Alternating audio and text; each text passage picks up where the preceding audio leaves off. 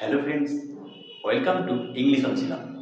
Competitive এক্সামে English grammar নিয়ে অনেকেরই ভয় থাকে, কিন্তু আজ আমি তোমাদের এমন কিছু ট্রিক শেখাবো যা জানলে পরীক্ষার হলে প্রশ্ন দেখা মাত্রই তোমরা সঠিক উত্তরটা ঠিক করতে পারবে। চলো শুরু করা যাক। প্রথম প্রশ্নটা লক্ষ্য করো। এটা সাবজেক্ট ভার্ব এগ্রিমেন্টের একটা খুব কমন প্রশ্ন। বেশিরভাগ ছাত্রছাত্রী এখানে প্লুরাল নাম্বার ফ্রেন্ডস এটা দেখে আর বসিয়ে দেয়, এখানেই ভুল করে। আসলে বাক্যে যদি ওয়ান অফ থাকে তার পরের নাউনটা সব সময় প্লুরাল হবে, যেমন এখানে ফ্রেন্ডস নাউন প্লুরাল হয়েছে, কিন্তু ভার্বটা সবসময় সিঙ্গুলার হবে, অর্থাৎ ইজ হবে আর নয়। কারণ দেখো এখানে বলা হচ্ছে ওয়ান অফ মাই ফ্রেন্ডস, অর্থাৎ আমার অনেকগুলো বন্ধুর মধ্যে একজন, তাহলে অনেকের মধ্যে একজন, তাহলে সাবজেক্ট অবশ্যই সিঙ্গুলার, তাহলে ভার্ব তো সিঙ্গুলার হবেই। তাহলে এখানে হবে is one of my friends is going to Kolkata. এমন 47টা লেসন আমার কমপ্লিট ইংলিশ গ্রামার কোর্সে আছে, সঙ্গে প্রতিটা লেসনের পিডিএফ নোটস এবং প্র্যাকটিস সেট, আর সবশেষে আছে গ্র্যান্ড ফাইনাল মক টেস্ট। আগ্রহী ছাত্রছাত্রীরা এই কোর্সে জয়েন করতে পারো। এই কোর্সের লিঙ্ক ডেসক্রিপশানে আছে। এবার আসি ভয়েস চেঞ্জে। পরীক্ষকদের খুব প্রিয় একটা প্রশ্ন।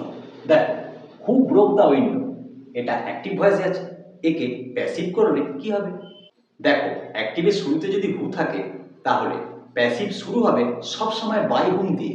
এখানে দেখো অ্যাক্টিভের শুরুতে হু আছে, তাহলে প্যাসিভটা শুরু হবে বাই হুম দিয়ে, তাহলে বাই হুম। এরপর টেন্স অনুযায়ী একটা অক্সিলারি বসবে, তারপর সবশেষে ভার্বের থার্ড ফর্ম বসবে। দেখো, যেহেতু এখানে ভার্ব ব্রোক পাস্ট টেন্সে আছে, তাহলে অবশ্যই ওয়াজ বা ওয়্যার বসবে। এবারে দেখতে হবে সাবজেক্ট কি আছে, বা দ্য উইন্ডো। এবারে দ্য উইন্ডো মানে নিশ্চয়ই ওয়াজ বসবে, ওয়্যার নয়, তাহলে বাই হুম ওয়াজ। এরপর এটা প্রশ্নবোধক বাক্য, তাই আমরা সাবজেক্ট দ্য উইন্ডোকে বসিয়ে দেব।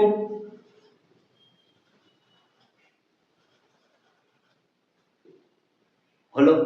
এবারে সবশেষে ভার্বের থার্ড ফর্ম, তাহলে ব্রোকেন, থার্ড ফর্ম ব্রোকেন।